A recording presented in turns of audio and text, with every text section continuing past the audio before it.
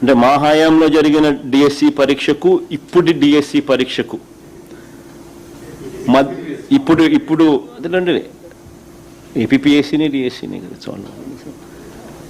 APPSC అప్పుడు APPSC ఇప్పుడు ఏపీపీఎస్సికి రెండు పబ్లిక్ సర్వీస్ కమిషనే కదా, పరిధిలోకి వస్తాయి కదా రెండు కూడా. డిఎస్సి అప్పుడు 1 కేజీ ఉల్లిగడ్డ, పొటాటో ఉల్లిగడ్డనే అంటారు కదా సార్.